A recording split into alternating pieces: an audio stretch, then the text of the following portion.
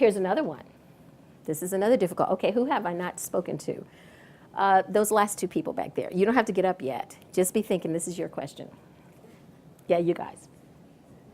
So, legal concerns. There can be a concern for a multiple victim case, which is a very complex type of case. So you have a child who makes a disclosure that somebody working for the camping organization, not necessarily the chaperone, it could be the chaperone, especially if the chaperone brought a bunch of kids, but somebody there has sexually abused one child. And then another child says, okay, so you have 14 people in a cabin, right? 14 people, he says now, he's like, 14 in a room. Okay, 14 kids in a room. So two kids say, while I was sleeping, but I wasn't asleep yet, you know, the chaperone, Mr. Whomever, I saw him standing over by so-and-so's bed over there, and I saw him putting his hand underneath so-and-so's blanket. Two kids tell you that. What do? What are your thoughts?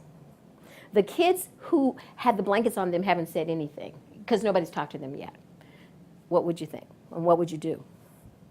I think you want to talk to them, but privately, so they're not in front of everybody else. Yes, Good point. You don't want to and from a legal perspective, you don't want to contaminate everybody else in that 14-person room because you don't want them to hear you talking to somebody. So maybe that happened to me. You know, kids can take that on, although that usually occurs with very young children. So that's one thing. You want to take those two children out. Tell me more. What do you think you saw happen?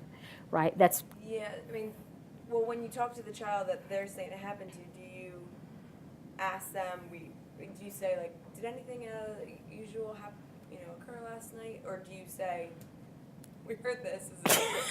Do you approach Right. it more of trying to get them to tell you without giving them an idea of what Right. you're suggesting? Okay, let me just make it a little bit more challenging for you. So the kids in that cabin, this is what I'm describing to you are things that have actually happened, so I don't want you to think I'm just making it up out of nowhere. So the kids in that cabin say, Mr. John, he's our chaperone, he's really cool. He told us last night we didn't go to sleep on time because we were just making too much noise, he said. So he had some special drinks for us this night so that all of us would be able to sleep better. And so he had a big pitcher and he poured the drinks for us and we all took our drinks, but I didn't drink mine because it tasted funny, so I just kind of poured mine out the window. And so I didn't go to sleep, but everybody else was really asleep. Okay, so what are you thinking?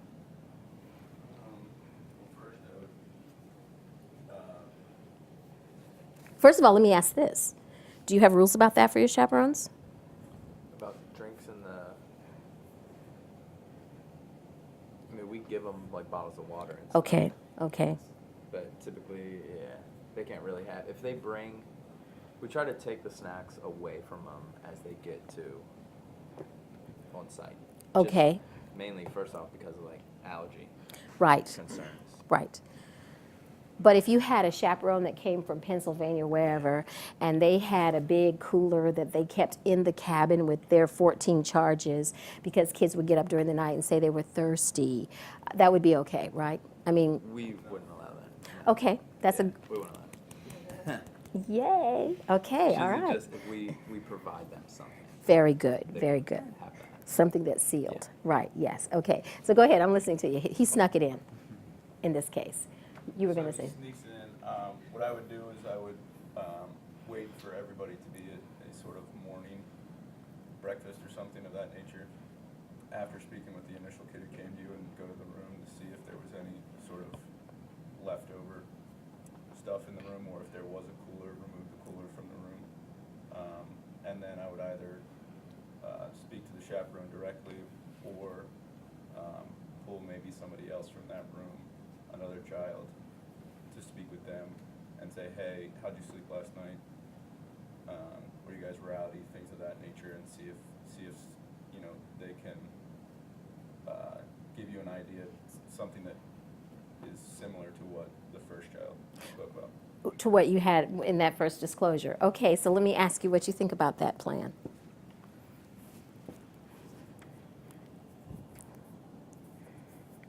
Makes sense.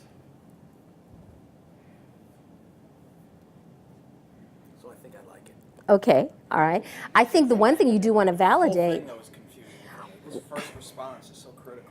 Yes, it Every is. scenario you're giving, and I think we yes, haven't really addressed that. And is Right. it really our role to do that due diligence? Whose role is it? I mean, I'm not so sure we're necessarily qualified to do Right, it. So right. we don't want to taint the evidence. or whatever exactly, you would say. exactly. So I guess, it raises a lot of, I'm sure, questions for us. Absolutely, absolutely. And let me just say that if you have two children in a cabin that tell you that their chaperone is giving them all something to drink so that they'll sleep better at night, that is a serious thing. That's a very serious thing. And I think the only question I would be asking of those children were, did you get some special drink from Mr. whomever, from Mr. John? Yes, he gave me a special drink. Yes, yes.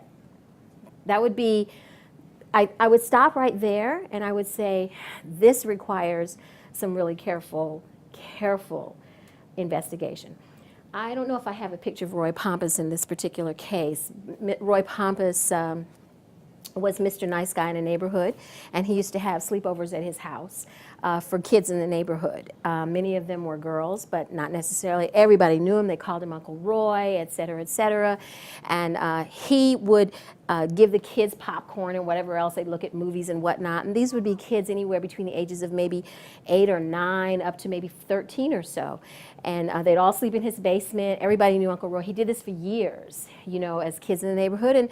And finally, no one really recognized his behavior, but his behavior was to always give them an iced tea drink at bedtime, because being kids, they would not necessarily go to sleep, and they would keep him up, and he'd say, oh, you guys, okay, so I made some special tea for you. You got to drink this so that you guys can sleep okay. He had multiple victims. And so how he got found out were by 2 victims who one night, it wasn't the first night, it was one night, they decided not to drink the tea. And they started and settled down to go to sleep. There were about 7 or 8 girls in the basement on the couches and everything like that. And these 2 girls woke up when they felt his hand going up their leg. And that's how they discovered that he had been date rape drugging kids for years under this, and he had been videotaping it. He was producing child pornography in the process. And so I know that we want to say, you got to be kidding, you're just reaching for the most bizarre cases that there are out there, but they're not necessarily that bizarre. And multi-victim cases, I retired from the military, I was in for 21 years, and in overseas assignments, when you have people stationed in Germany or Japan or wherever else, we don't have a CPS agency, and we have to do all the investigating. So the Department of Defense came to recognize after an $80 million lawsuit that we did not know how to investigate multi-victim cases. And so in conjunction with the Department of Justice, a special training was put together for those of us who are on child abuse teams around the country who were DOD personnel on how to investigate potential multi-victim cases, because that's a very special kind of investigation. I've already alluded to this issue of contamination and how if you have a potential multi-victim case, you have to be very careful about how you talk to kids in that situation. You always talk to them separately.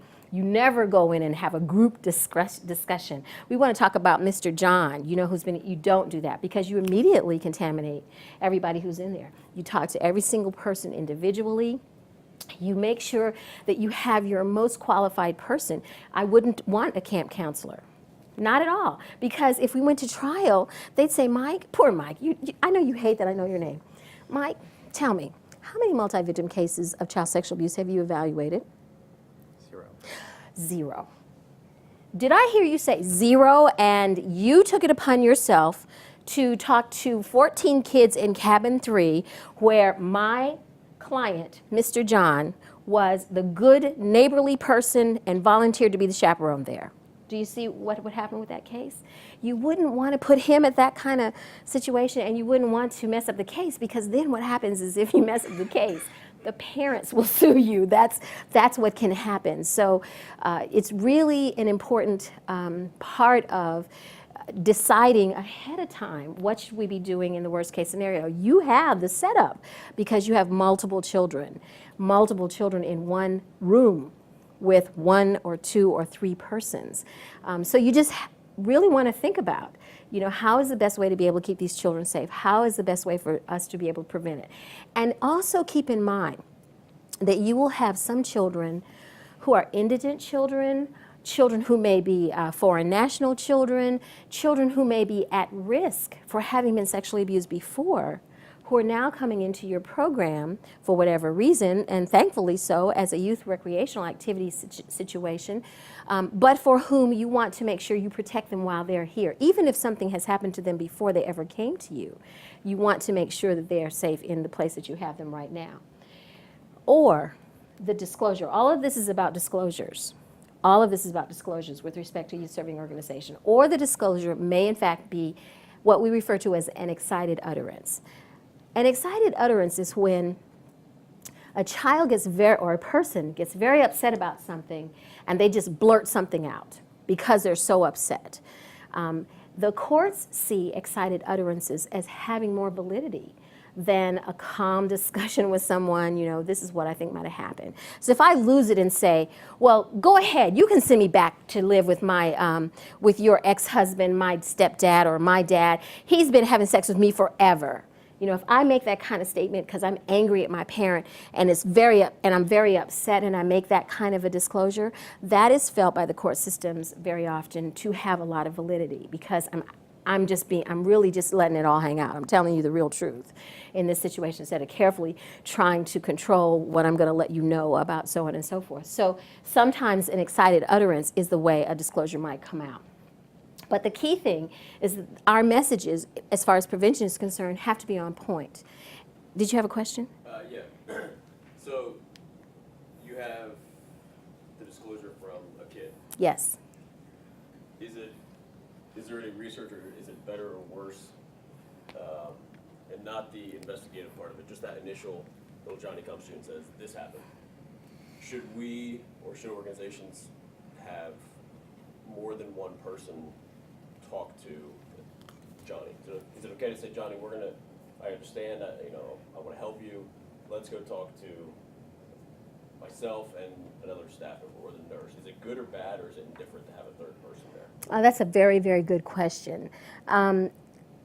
In a camping situation where you're not at a child advocacy center, you're not anywhere near where you can have people who are trained, it is beneficial, I think, to have a second person involved in that child talking to you, because then both of you can say, I did hear this child say that, as compared to your being challenged as an individual. So he didn't really say that, did he? You just misunderstood what he said.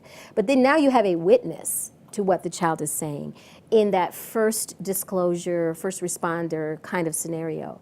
And you also have no vested interest or motive to lie, and particularly two of you have no motive to lie. In fact, camp counselors would rather, like everybody else in this room, not know. Do you agree with me? Would you all rather not know this? You can tell the truth. It's all right. I know you'd rather not know, but you have to know, because if you're going to be able to make a difference, you have to understand how these things come out. So that's a very, very good question. Carmen, would you agree? I would, and I think one of the other things that would be beneficial for us is knowing, okay, how do we take care of this child in the coming hours? Like, Yes. What's the best way to handle the situation? Right. Providing the child with support, reassurance, validation, all Right. those things. And, Right. if there are things that we ought to be saying to those kids, what would that be? Boy, is that a big question. Sorry. And that's no, but that's a very good question. Did everybody hear what she asked? Here's the difference between a subject interview, or a child who is being interviewed by law enforcement, versus a John Q. Public, Good Samaritan type of conversation. One of the things you do have to be careful about is that you have to be careful about rewarding a child for what they're saying. Now, you do have to be careful about that. So the child says, I want to tell you about Uncle Johnny. Here, let me get you something to eat. I know you must be hungry, before you start talking. That can sometimes be seen as, oh, I'm getting a lot of good positive attention and I get rewards, and that was really good that you told us about Uncle Johnny. I'm so glad. Here's a coin for you. You can be one of your badges. Here's a coin. That's rewarding the victim for having made a disclosure, that's not the time to do that, because then that can be seen as a means of of manipulating the victim. So you do have to be careful about that. But when the child does say to you, I got to tell you about Mr. Johnny. If they're telling you about somebody that's not on the campground, you have time to breathe. You have time to say, okay, let me go get Miss Sally. It's kind of good to have double gender if you have that option. Let me go get Miss Sally, and the two of us can sit down and talk to you, Johnny. Can you tell us what he did to you, or what do you want to tell us? And then what you want to make sure you do not do is you do not put words in the child's mouth. And so did he touch you here? And did he do this, and that to you? And what about, did he do this to you? That's putting words in the child's mouth. Your questions should simply be very open-ended questions. Can you tell me what happened? And what happened next? That was really? And so do you remember what happened after that? See, those are all open-ended questions. You also have to be very careful about your own reaction, especially with children. Children read you very well. And if you react in a manner that makes the child feel that they have upset you, they will stop telling you because they're going to protect you, even from what they have to tell you. So if you say, such and such, he touched me there and it really hurt. If we just, as some people will do, get up, you know how sometimes law enforcement officers sometimes do this without thinking. They get up, they're mad.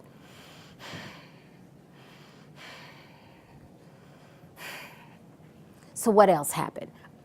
That body language all by itself will intimidate the child and will frequently cause the child to just feel like, oh God, he's really mad at me. And I don't want to make him mad anymore, so that's it, nothing else happened. This is the other challenge about the literature. The way the court system is set up, it is theorized that children will just tell you everything from the very get-go. The research has shown that it takes about 8 interviews before a child really tells you everything that has happened. And if child pornography is part of the victimization, for the first 8 interviews, the majority of the time, these children will deny that pictures were taken. They may tell you about the sexual abuse, but they usually deny the fact that pictures were taken at all, which therefore makes the whole interview very challenging because you may know what happened because you have the pictures first. The child has never made a disclosure. You found pictures first. So you know Mr. John is having sex with her. I saw the pictures of it. But the child won't tell you about the pictures because the presence of pictures causes children to just have so much more shame over what has happened to them that they just can't do it.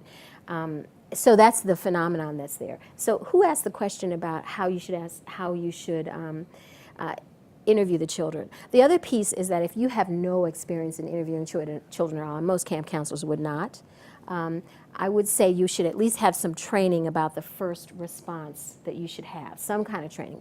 A child might say this to you, how would you respond to it? So that you will not have your camp counselors stepping into a Darrow role, or a John Grisham role and do all this interrogating when in fact they don't know what to do and how they're doing that. You should really encourage them not to do that. Questions? Yes. Our new policy would require Mike, if the kid came to Mike, Mike has to immediately inform his supervisor. Very smart. Together, they inform our compliance officer, Good. who must immediately inform the authorities. Perfect. That is a perfect role because it takes you out of the investigative role. You're not investigators. You are camp counselors. You are who you So are. what do we do with the child in the meantime? In the meantime, you can say, I really want to be able to make sure that we pay attention to what you're saying, Johnny. So why don't you come over and just relax over here? Do you want to look at, God forbid, a video game? You do something that will, entertain the child or give them something to do while you notify the chain, while you take it up the chain so that they can bring the right people. But you tell them, I'm going to let you talk to somebody who really understands things like this better than I do. And you say it really nicely, so that the child doesn't feel as if by having said anything to you, they have done something that was wrong. Because that's the key thing that you want to make sure the child doesn't think, that they've done something that was wrong. And if the abuser, offender is someone at our camp, You need to isolate that child from that offender until you've gotten a better.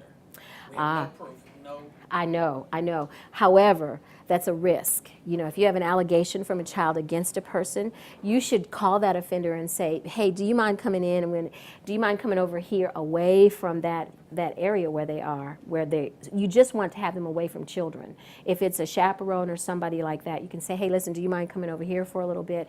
We just had a matter that came up, and we just need for you to wait over here for us. And you can just let them wait. They're going to ask you, as you know, what's up? What's up?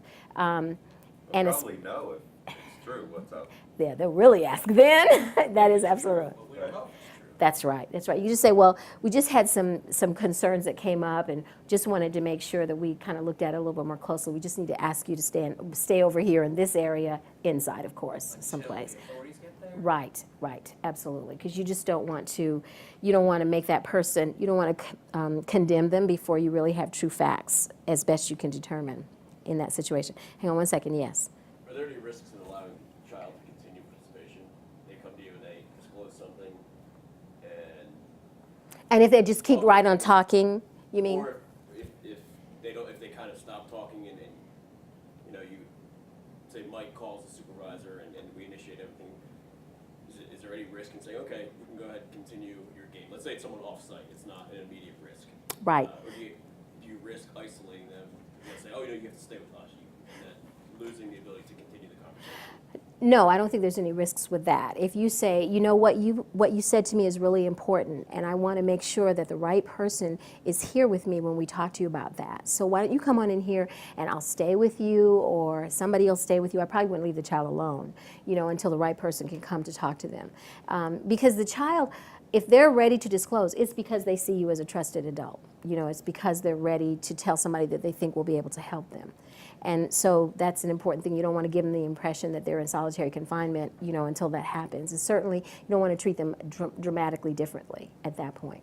Very good question. You had a question too. That answered my question. If you didn't allow them to participate in the camp events that were going on that day, if they would do it as a negative feedback.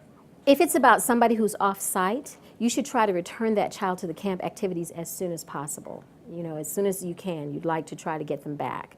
And if it's off-site, you all are way out somewhere, and it's going to take 3 hours before somebody gets there to be able to talk to them, somebody from law enforcement, for example, then you might have a camp counselor, somebody that works in your organization, to just escort the child back to the activities and stay at the activity while the child is doing whatever they're doing, just so that you can kind of keep an eye on them, make sure the child's doing okay. Sometimes when children make a disclosure, they can really have a meltdown after that. That can be a very traumatic experience for them to make a disclosure. So you'd like to have some concerned adult who knows what's going on to at least just be near that child, watching them to make sure everything's going okay for them.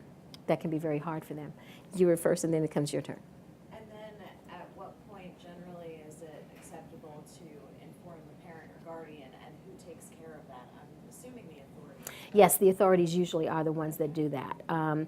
Typically, if it's a parent offender that the child makes, discloses about, it's going to be CPS who usually will notify that parent. That's why when children make a disclosure at school, for example, because that's a common place where children will make a disclosure of sexual abuse at school, the social workers come to the school to interview that child. They don't let that child go back home again and go to talk to the child at home, because the home is the crime scene, so to speak, and it's much harder for children to make disclosures in that environment. You like to have them in a place where the child feels safe to make a disclosure.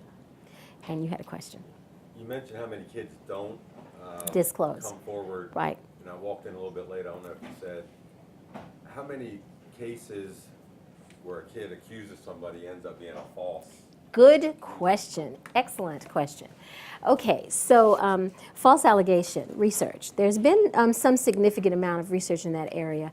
And the one I'm going to tell you about, well, first of all, the textbooks say that the most common false allegation occurs within the context of divorce and custody. That's what the textbooks say, where you have a child that's in non-custodial care, et cetera, et cetera. Child comes home from family visitation, from a parental visitation, typically a father, and the parent says, well, did he do this to you, et cetera, and then it can escalate. So the older textbooks say that in 60% of false allegations, there is a divorce custody scenario. That's what the older textbooks say. And it was the American Bar Association that researched that and helped us to understand the facts. The facts are that if you look at divorces, And you're looking at where there have been high profile, they're referred to as high conflict divorces. You find these visitation scenarios where there's is this something that happened? But what the American Bar Association and the Association on Family Courts and Conciliation, it's a national organization, what they did was they looked at 9,000 divorces, just 9,000 divorces. And they looked to see, first of all, in what percentage of these 9,000 divorces did the issue of child sexual abuse ever come up? Less than 3%. In 9,000 divorces, the majority of the time, people just don't like each other. Nobody talks about sexual abuse or anything like that. In 3%, and less than 3%. And then, of those less than 3% of cases of the 9,000 divorces, what percentage of those cases turned out to be validated false allegations? 1.6%. Where did that 1.6% come from? It came from 7 articles of research encompassing about 136 children total. These were all articles written by psychiatrists who were caring for children in inpatient settings, where it was the psychiatrist that made the determination that they thought the child was hallucinating, was schizophrenic, was, just wasn't telling the truth. It was a false allegation. So false allegations in remote parts of the country, people still have that belief, oh, it's just a divorce custody thing, you can't believe it. But I'm glad I'm able to tell you that false allegations are quite rare. They're really quite rare. So if a kid comes to us, You should believe it until proven otherwise. Right, you should, because parents say this to me all the time, doctor, who do I believe? Do I believe my husband or do I believe my child? And my answer always to them is, who of those two people has a motive to lie? Not too many children have a motive to lie about something like that because it's shaming, it's awful, they feel badly, they don't want people to know, etc. So if they have the courage to come forward and say, this is what has happened to me, then we typically take that disclosure as truthful until proven otherwise. Right. Any other questions? Yes? Is there a risk of releasing a kid back into normal everyday and the kid to continue talking about the situation? Really good question. Great questions. What we find is that once a child starts to disclose, depending upon the age of the child, they often continue to tell more to lots of people. I have parents all the time that come to me and say, doctor, we talked about this situation, but he went to school and he told the teacher and then he told this person, and I don't know, I can't make him stop talking about it. That's because it's a bit of a catharsis for a child to finally be able to get this off their shoulders and they feel a whole lot better. And the younger the child, the less their social skills are to know that, my teacher probably shouldn't or doesn't need to know this. It's TMI, too much information. But for the children, it makes them feel better to be able to talk about this. So that can certainly happen. And then what happens is that some other child in the camp goes home and says, Johnny, who was in the other cabin over there, he told me about his Uncle John having sexually, he won't use the term sexual abuse, having touched him in a bad way, which therefore gives us an opportunity to encourage parents to make sure that they are talking to their children about safety and sexual safety. That's a good take-home message before any disclosures ever occur within the camp setting. I think that it is, at this level, you will understand this, but at your your sub-organizations, all the different other groups that are coming to your camp, you can see it's a trickle-down educational process that will require some kind of ongoing, perhaps online, option for those camp leaders or those organizational leaders from the Ripken Foundation to have some type of online 30-minute or 45-minute educational opportunity to understand why it's important for you to understand that kids may be in your organization who have been victims of sexual abuse, and you need to be prepared to respond to it. How do you respond to it? That's prevention of re-victimization. That's what that purpose is. Any other questions? Well, I see that lunch is just about here. So I'm gonna let you take a break in 1 second. I just got to make sure I'm where I'm supposed to be in your break. You can't get away too early. She told me already. So therefore, our messages cannot be stranger danger because the most common person who's going to abuse a child is not going to be a stranger. So that's the clicky wrap. I don't know if you've seen it before. Have you seen it before? That's rather different from Little Freak, huh? It's a little bit different. It's put out by NetSmarts, which is part of the National Center for Missing and Exploited Children. And NetSmarts is an online youth program. It's a very good program, I must say. They have different age categories. This is for kids between the ages of about 4 and 8 years of age. And they have a different type of program for kids who are in the middle school age, and an even different NS Teens for teenagers. It's all animated like this. They have a studio that they make their own videos, their own prevention videos specifically. And it was made specifically for the Boys and Girls Club. That's how it was first designed. And I know the Boys and Girls Club are one of the organizations that work with you all with respect to camp. And so these kinds of opportunities are right at your fingertips. You can be showing these kind of stuff at your camp. When kids come sometimes. As I said, they're online, so all you have to do is just have that opportunity to help children, empower them to feel that they can tell someone if anything comes up and they really feel uncomfortable, etc.